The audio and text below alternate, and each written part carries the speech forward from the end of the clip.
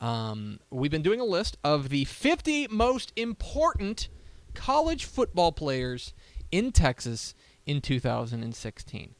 I'm going to repeat that slowly. The 50 most important college players in Texas in 2016. This is not a list of the 50 best players, okay? And it is who is most important to their team, who is most important to shaping what Texas football is going to look like in 2016. Here's the perfect example that I've used over and over again, is that number 32 on this list is Texas A&M wide receiver Christian Kirk, okay? Mm-hmm. Christian Kirk is, if you're asking me, he is no worse than the fifth best player in the state. Sure. No, absolutely no worse. Right. Okay. We can argue if you want to say that Christian Kirk is the second or third best player in the state. I will absolutely hear that argument. Here's what I won't.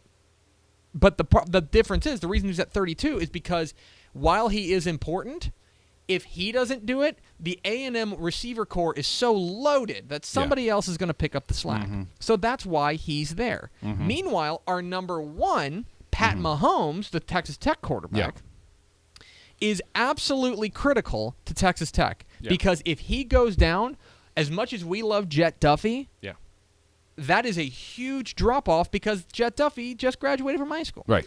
Here to talk about the list and to defend this indefensible list is the guy who wrote up all these. He's the senior writer for TexasFootball.com. We are joined by Mike Craven. Michael, how are you?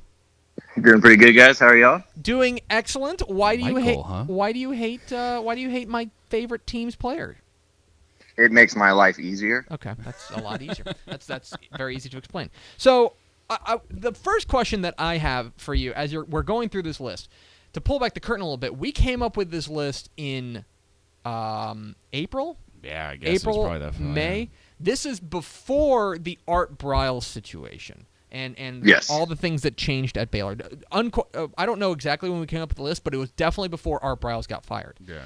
Mike, then you see guys, for example, you see guys like Shock Linwood at number 4, Seth Russell at number 15. Would you change anything in there if we were kind of reworking that list given what we know right now? I don't know. I think the Baylor guys probably get devalued a little bit more because we're not expecting Baylor to do as well as we did, back in March and April when we made this list. So maybe Linwood's not at 4, maybe he's at 8. Maybe Russell goes from 15 to 19, but they're still the most important players on that team, and that team's still going to be pretty good this year. So they deserve to be on the list and recognized. But yeah, they made me move down a little bit just because Baylor's not as good. See, the one thing I would argue is that we have Shock Linwood number 4 on this list, and we have Seth Russell number 15. My argument would be that I would bump Seth Russell up a little bit because with an offense that just lost at best, it's figurehead. At worst, the guy who holds it all together. I think they need that senior leadership. And so while Seth Russell's on-field talent hasn't changed, I wonder if his between-the-ears value to this team has changed. Yeah, I guess I would argue back without Briles there, the running game figures to get more and more important. Without his genius of being able to get everybody open on every play, that running game is going to have to be more important. Which makes Linwood more important. So then that's the thing with this list when we're not ranking it as best players. Myles Garrett is the best player in the state. Yeah. But if we're not doing it that way, then there's always going to be who's more important, and I think that's what's fun about the conversation. We are talking with Mike Craven. Do you have a question for Mike? I gotta send a text message real quick. You gotta send a text message really quick. I guess the biggest thing is. We go back on this list. If you were looking at anyone, is there anyone you would change significantly? I mean, we just talked about the Baylor guys, and that's a very significant situation. I mean, one thing that happened is we did this so early that we included Damon Mercer, Texas State, and he was kicked off 10 players after we named him on the list. So obviously there's one that's hey, he wouldn't be on the list because he is not on a team in the state. But is there anyone on the list that now that things have changed or now that you've had more time to think about it, maybe you'd rank higher or lower? I think Mercer's a perfect example of the tough part of this list because there were some parts to it where you needed to highlight a positional importance. And so at that point, Texas State needs wide receivers to step up. They don't have any on campus that have caught more than a pass when we made this list. Right. Now they don't have any that have caught any at all. Yeah. So if somebody needs to step up for the Texas State wide receivers, who's the most talented player on campus? Right. So I guess there's a couple guys like that, like Chance Waz from Baylor. Yeah. Is he the most important player in that secondary? Is he just the best player in that secondary? Is a cornerback more important? So there's some players in there, a linebacker at TCU or a linebacker at A&M or a defensive lineman at A&M. Which one's the most important? So there could be guys switched in and out of there, but I think there'd still be the same position from the same program, the way I try to mesh it up. Right. And the other thing that you and I were talking about yesterday through some texts was, and it kind of goes back to the Seth Russell thing, but it was also with Tyler Jones. We did this list early enough that we put Seth Russell really high, but we weren't actually sure if Jarrett Stidham might beat him out. Mm-hmm. Well, now we've been proved that this was the right call. We lucked into it. The flip side is we talked about Tyler Jones yesterday, right? Here's a guy who seems like obviously is going to be the quarterback at Texas State. He's put up some really good numbers despite some inconsistency, but I think you could argue some of that isn't his fault. And yet, Mike and I were talking about this yesterday, there's still a decent chance that he doesn't even end up the quarterback with Eddie Prince transferring in. Sure. Yeah, for sure. And that's that's the hard part about writing about football in May and June.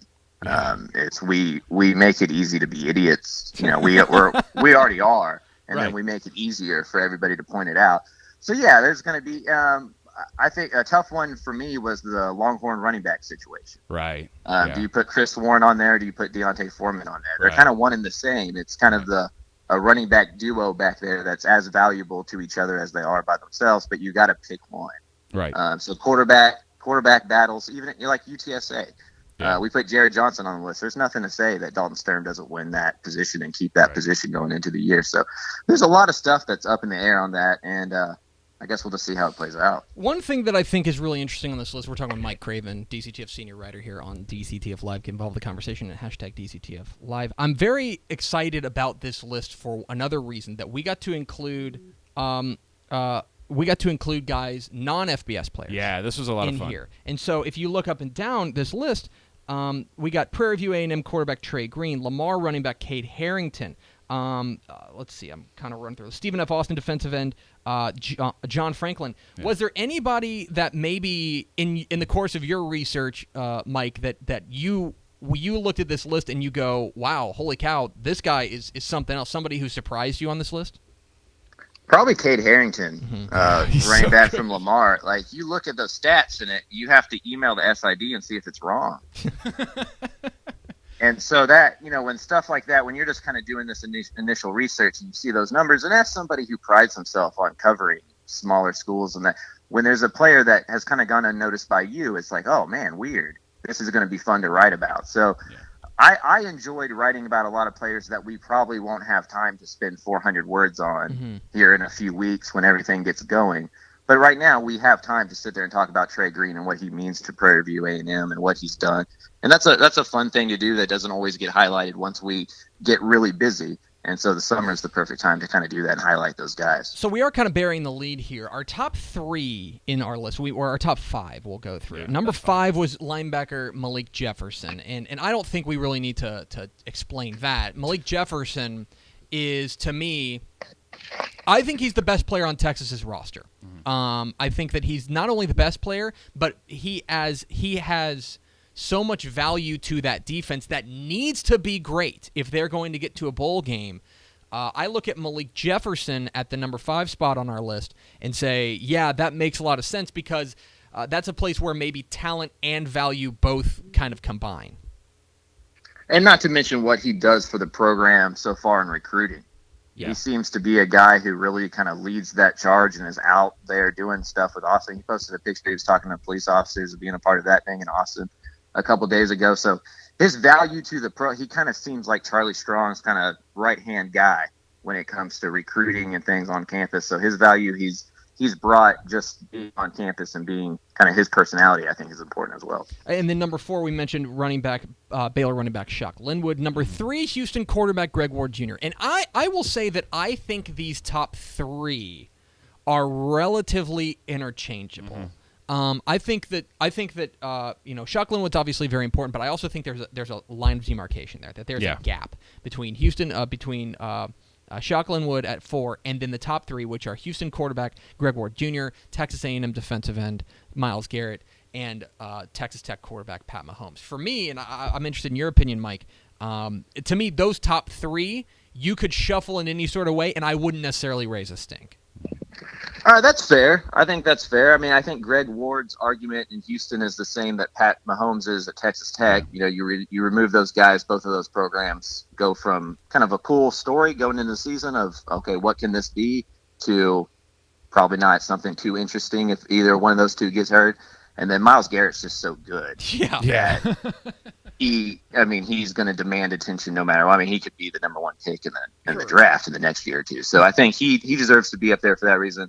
And I've always been on the Houston train, so I didn't want to make Greg Ward number 1 and get crushed for that. Get crushed on Twitter. The one thing that I'll say about Myles Garrett in this is that I think that is a lot more about his talent and his ability to take over a game, as opposed to just not how valuable, but how irreplaceable he is. Because if Myles Garrett doesn't do it, I mean, they've got Deshaun Hall. Right. I mean, they've got other pass rushing options, but Myles Garrett is just so overwhelmingly good. He alters the other team's game plan. That even when you go from even when you go to the next best guy in Deshaun Hall, who's really, really, really good, that's still such a significant drop-off because Myles Garrett is just that amazing. Right. And how much better does Myles Garrett make all those guys by demanding double teams, by keeping running backs in from passing routes, keeping tight ends in? How many sacks does Deshaun Hall get from being one-on-one compared to if he was the guy offenses were scheming around blocking? So his value comes from loosening up everybody else. For an A&M defense that's been behind the offense more often than not under Sumlin and SEC, I think that's where his value comes in, more so than just his talent, which is immense.